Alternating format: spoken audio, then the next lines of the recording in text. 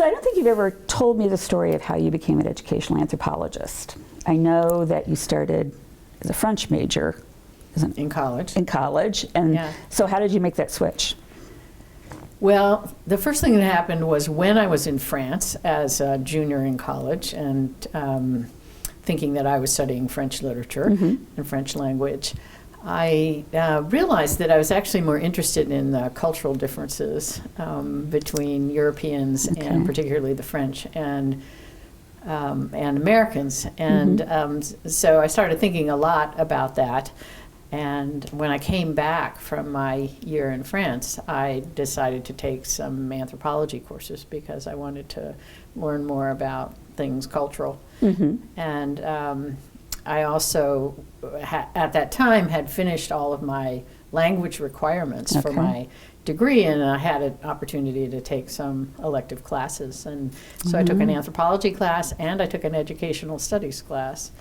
And it just so happened that I got interested in the intersection of the two fields because I happened to be taking those two classes at the same time in a kind of relaxed atmosphere because I had already accumulated all my credits for the degree. And the anthropology professor I had in college was Gwen Neville Kennedy, who was a brand new professor at that time, and a woman. And so this was in the early 70s. And I was fascinated with her. I was fascinated with what she had done, her what kind of work did you do? work in her work in Ireland. And she was interested in religion, language, so and of course this was also the time when the South was going through school desegregation. So that was a topic of a lot of the educational studies work that I did. So I just got very interested in how cultural differences and cultural issues were coming to the fore in the South during a period of school desegregation. And so that kind of set me on the course. And then I went to work at Shaw University in Raleigh, North Carolina. Never heard this either. Where Shaw is a historically black school. And at that point in time, they needed to have some white students enroll in order to keep their federal funding.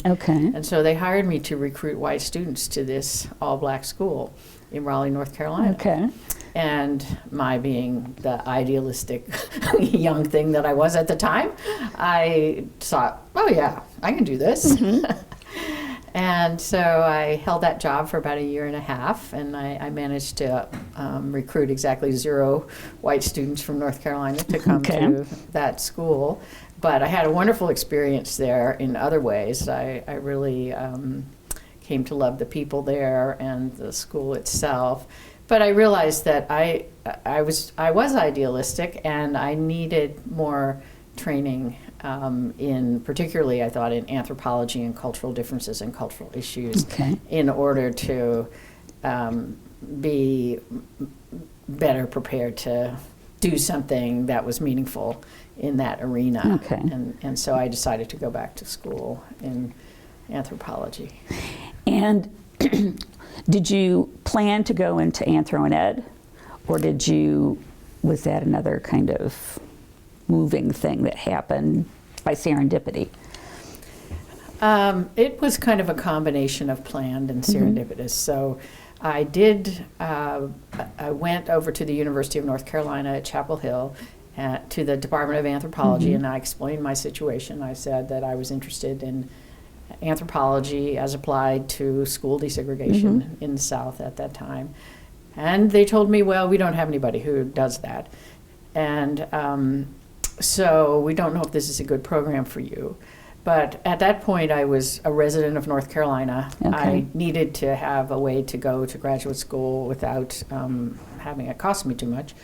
So I said, well, how about if I come and go for a year and enter a master's program, see how this is playing out.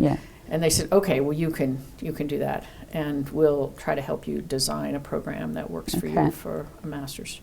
And so I was there for a year, and I was taking just the introductory basic courses in anthro, and that was fine. But then at the end of that first year, they had an open position, and they were hiring, they thought they were hiring someone who did a quantitative anthropology. And this person was Dottie Holland. Okay. I was actually on the search committee and very excited to find this person in the applicant pool. And she was already known to the people at Carolina at the time. She had done her master's degree there. Okay. And she had this other interest in education. Okay. And so it just was, I mean, that was serendipitous. Yeah. So she was hired, and so the second year of my master's program, she became a faculty member there. Okay. And because I'd been on the search committee, I knew what kind of background she had. I had written her a letter before she even came, asking if I could be her advisee, Aha. which she still recalls with some fondness now. Which we discussed when I was at her retirement party last spring. And yeah, so then she came, and one of the very first things that she did together with me was write the proposal to what was then the National Institute of Education to do the study of school desegregation. Okay. That was it. Interesting. Stories are always so interesting. It's amazing. So let's see if you can get a good story out of this one. How does the other identity that I think you have in the field, being a qualitative methodologist, relate to that anthro piece? Well, I would say that, so I got my degree in anthropology, my doctoral degree, and then I went on the job market, and the jobs in anthropology and education were very few. I think there were 2 or 3 jobs at that time. And 2 of the 3 were in schools of education. And I had not expected, I think I thought of myself as going into an anthropology department.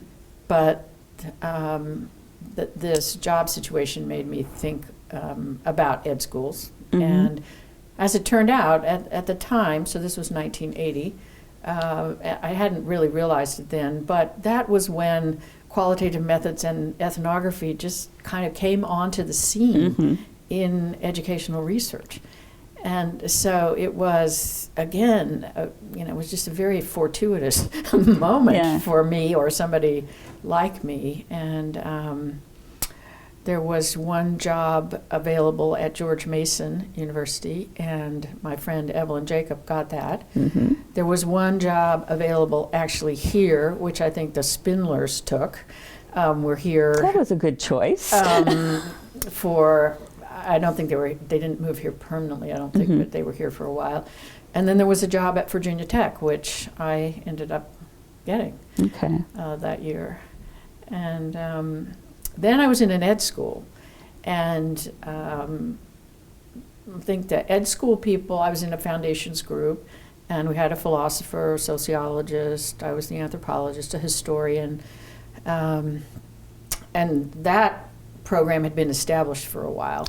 But what they didn't really have there was somebody who was doing ethnographic or qualitative research in education, in educational research. And so here was this hot new area, here was this young whippersnapper, here was an opportunity for me to have a niche that needed to be filled. And so I started being the person who taught, I was the person who taught qualitative research to students in the School of Education. And then over time, you know this maybe better than I do, that when I went to Colorado, the job there was actually for a qualitative researcher. But we held our nose and took an Yes. educational anthropologist. Well, yes, and the deal we struck was that I would be half in educational foundations and do anthropology of ed there, and half in the research and evaluation group Okay. at Colorado, and do qualitative methodology there. And I'm still actually paying for that particular division of labor in more than a few ways. Do you think your career would be different if you had been in a department of anthropology? Yes, I think it would have been different, and I don't even know if it would have been possible, because there are so few positions for anthropologists of ed in departments of anthro, and it's a low status thing to do in anthropology.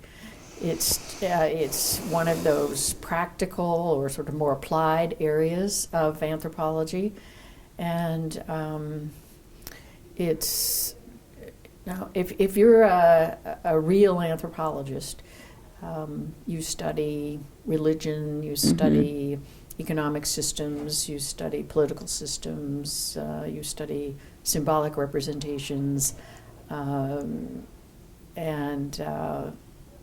it's very rare to have someone in an anthropology department who focuses on the education per se.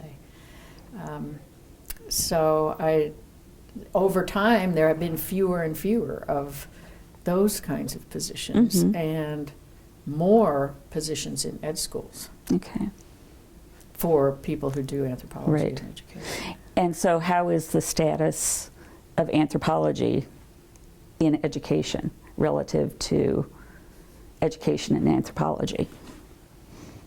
Well, I think given the fact that when I came into the field in education, the idea of qualitative research and being a person who was trained in ethnography was a real plus for me. And it gave me a position, a status, a responsibility that I wouldn't have otherwise had. And that was really great. I mean, I came into a situation that was primed to boost me into some kind of prominence without me really doing anything. I mean, it was the it was a very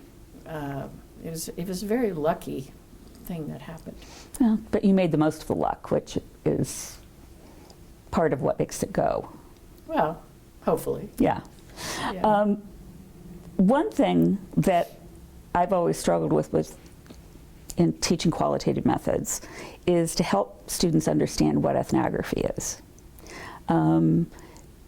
It seems like it's either used for everything qualitative or about this much qualitative. And I think that a lot of people will kind of fudge and say that they're using ethnographic methods because they're afraid of using the word ethnography. They can thank Harry Walcott for that. Okay, thank you, Harry. So, and you know, what was the title of that paper? What makes ethnographic studies ethnographic, or something? So, could you talk through, in just kind of very instructional terms, what is ethnography, and equally important, what isn't? Well, I think in the past I have said that ethnography is a qualitative methodology that focuses on cultural things or on culture. I've heard you say that.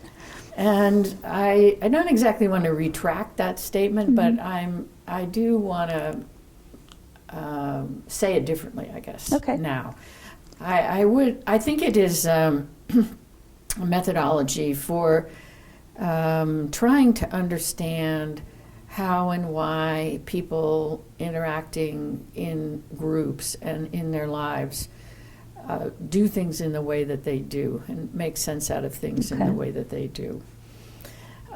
It's a kind of unique approach in that I think of it as open-ended, an open-ended methodology. I think of it as flexible. I think of it as on the ground. I think of it as really more inductive than deductive. I think of it as trying to stay as close as possible to the people who are the focus of the work, their ideas, their interpretations, their activities, their preferences, their attitudes, those kinds of things. I also think that there is an element of both wanting to find something surprising and wanting to find something that disrupts the audience's conventional ideas of what is going on in a particular situation. And I also think there's a critical dimension of it. Always? So, well, in some ways, yes. And critical of the way that dominant mainstream groups do things, or at least an alternative to that. Maybe not necessarily critical, but an alternative to the standard way of, or the dominant way of doing things. So that's not a very precise definition of a methodology. So if we flip it to what it's not, maybe that'd give some contours that'll help us understand it. I think there are a lot of studies that rely on textual data and talking or directly to people about things that they care about. But the way that those data are handled in something like an interview study that's not an ethnography or a case study that's not an ethnography, for one thing, and I guess I should have said this about ethnography, I think there are anthropological and sociological perspectives that are brought to bear on an ethnography that are not necessarily brought to bear in a case study or in an interview study. And that might be because other perspectives are being used, something from psychology, some other field, critical studies. And I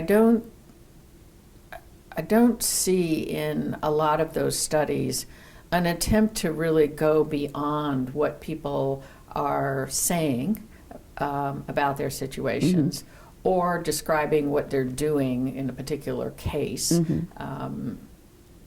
to trying to point out something surprising, something disruptive, something different about the way we do the business of being who we are. So I think that there's certainly value in doing the kinds of studies where you find out things like how teachers feel about their jobs or how students feel about going to school.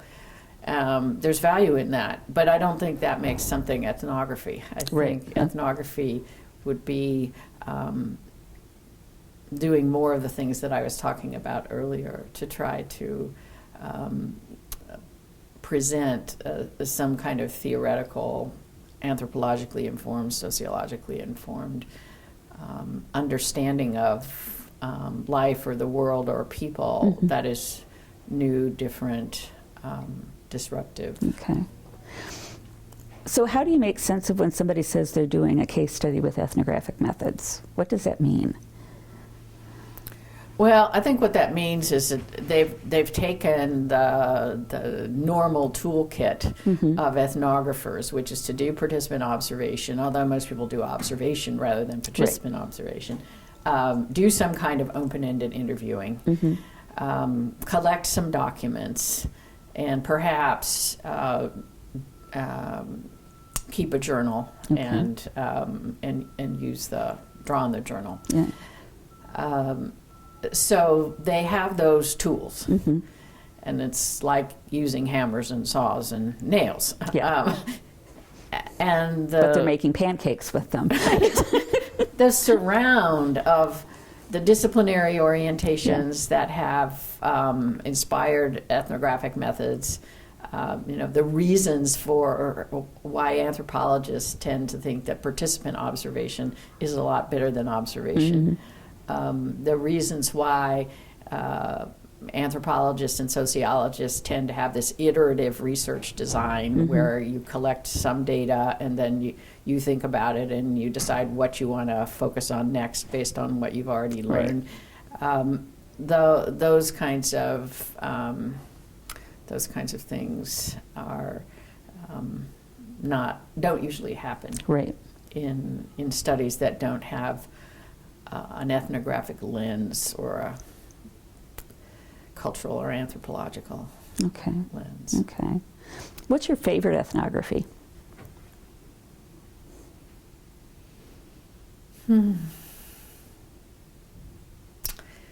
That's really hard to say because there are so many different kinds. Okay. Certainly I think that ethnographies, at least in the education field, works like Shirley Bryce Heath's Ways with Words is a wonderful ethnographic study that speaks to a lot of people, is convincing in its detail, is impressive in the commitment and the just longitudinal work that she's done.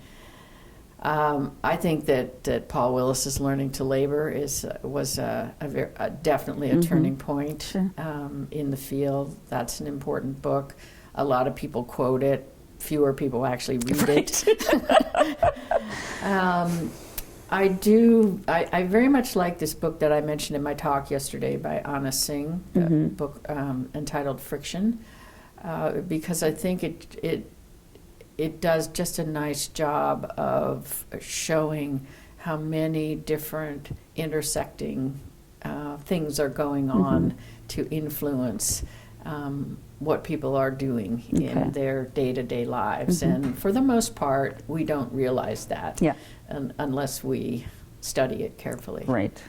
And so I think that is a really nice example of some innovative work that makes the point clearly and has a pretty profound message. Yeah. Okay. What else?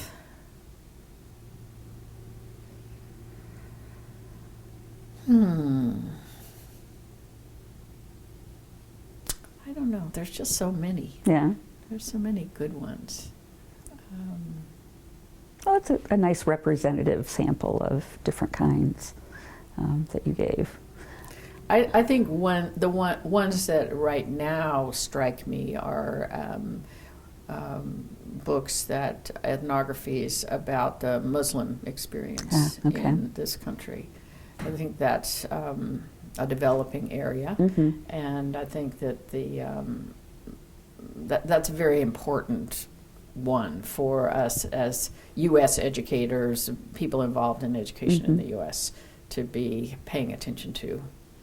As you were talking, I just suddenly realized that what makes something a valuable piece of research is not just what the researcher did, but how it intersects with the times. The times. Yeah. And so the Muslim education one is really important.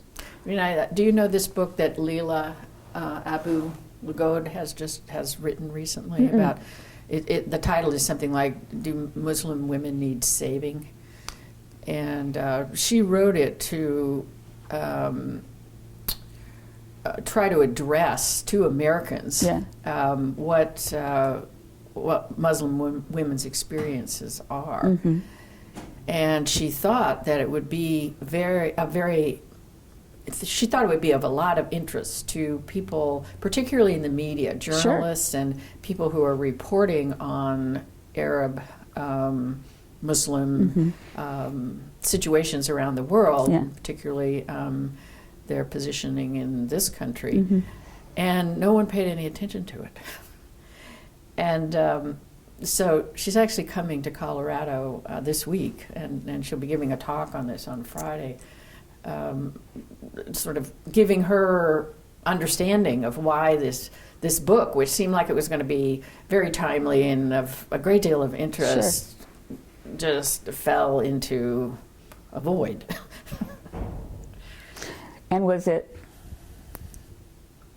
well, I guess you'll find out this week why it did, but would you hazard any guesses about what happened?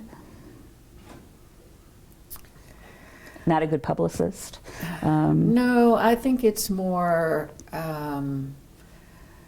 that the book may be too thoughtful for the sensationalist press that we seem to be enmeshed in right now, where she tried to present more than one idea. Yeah. Okay. I mean, you'd think with a 24-hour news cycle that there would be time to talk about some of these more thoughtful or more expansive ideas, views, perspectives on the Muslim experience, but apparently not. Guess not. Weird. Well, it may have been writing against the accepted narrative that we have here. Yeah. So. And people maybe not ready to be reflective about it at this point. Okay. So what would be your advice to somebody who was just beginning as a researcher? They're interested in social and cultural contexts, particularly related to schooling. What would be the one piece of advice you'd give them?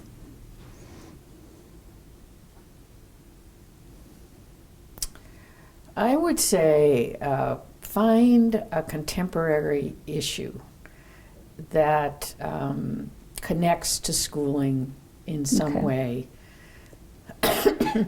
but is not something that a lot of people have already looked at. Yeah, okay.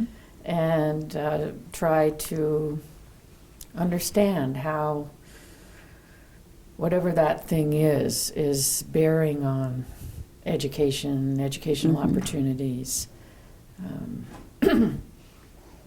inequalities. Yeah. So how do you get faculty to help them do that? If it's something that hasn't been looked at before, how do you engage people in supporting and scaffolding you as you learn how to study that? Because nothing would be more frustrating than trying to shop your interests to one person after another, and they're like, I don't do that. Mm-hmm. That's a good question.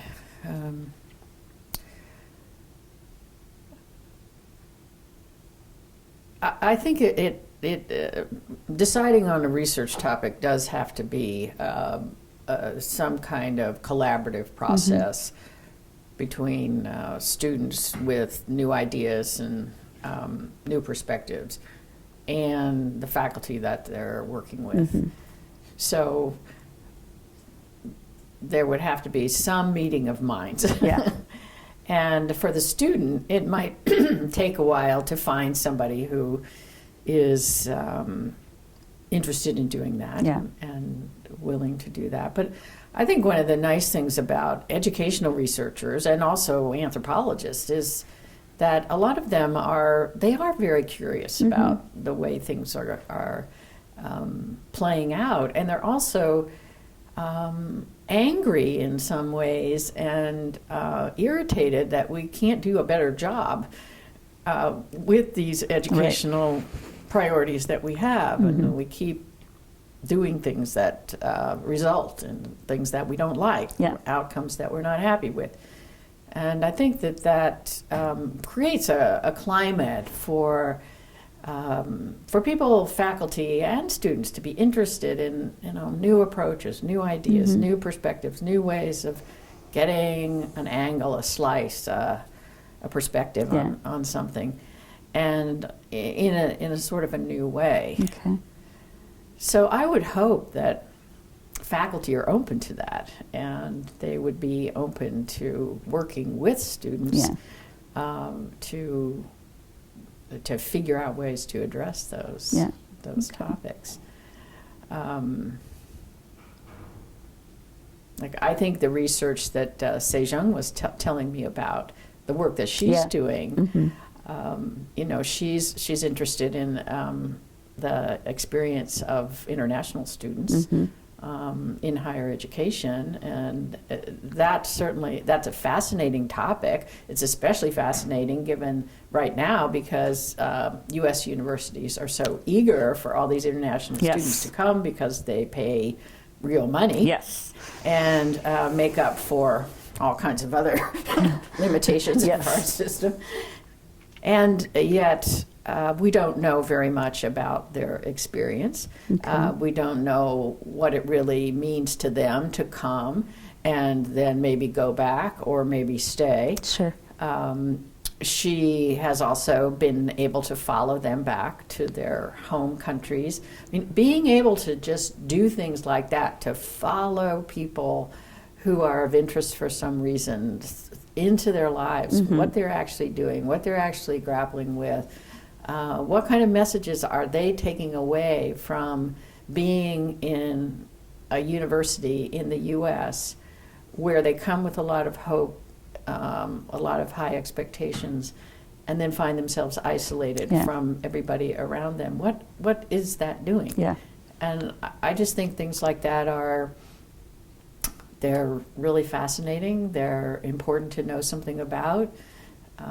It's wonderful that she's found a context in which she can get support for exploring that and find ways. I mean, it can't be easy to go to China or go to Korea to follow students. And so those kinds of things are really impressive. And I would hope we're lucky to have her here doing that. Yeah, you are. I'll have to tell her that. Yeah. Well, thank you. You're welcome. This has been, I learned a lot, so that's good. Thank you. I think your interview skills are up to snuff. Oh, jeez. Watched a lot of Oprah, you know?